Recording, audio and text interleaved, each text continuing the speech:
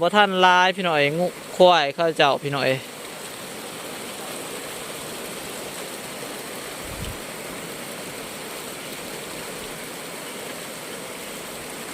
ฝนและไก่กำลังแล่นขึ้นมาพี่น้อยฝนอยู่ทุ่งนาฝนและทำส้มไอ้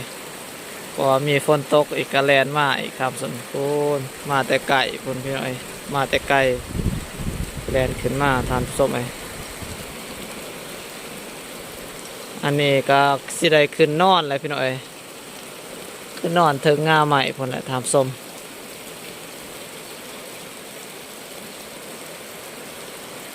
บรรยากาศย่ำแรงพี่น้อยมีลมพัดแล้วก็มีฝนตกมาพร้อมฝนพี่ท้องฟ้ากำลังมืดมัวพี่น้อยตอนนี้ก็ยังตกอยู่ทันสมเลยพี่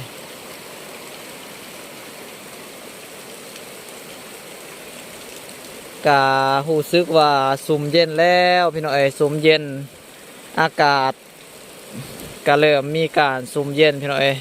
เพราะว่ามีฝนตกลงมาพี่น้อยดินฟ้าอากาศกะมันสิสุ่มเย็นแล้วก็หญ้ายิ่ง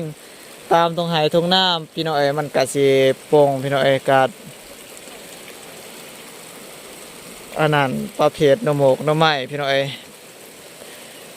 กะสิได้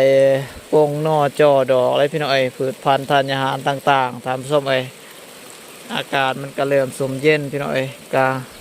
เฮ็ดให้หญ้ายิ่งให้สัตว์ซาวาสิ่งพี่น้อยได้กินหญ้าอะไรพี่น้อยกันมันสิเกิดมันสิอันนี้อะไรพี่น้อยพี่แหละพี่น้อยกาหลายมือพอสมควรพี่น้อยหลายเดือนแล้วพี่น้อยบ่มีฝนตกลงมาพี่น้อยกะมื้อนี้รู้สึกว่าแห้งพอสมควรพี่น้อยกะตามเบิ่งน่าจะทั่วนาดินอะไรพี่น้อยอยู่เขตบ้านน้อยบ้านเราใต้มื้อนี้มีฝนตกพี่น้อย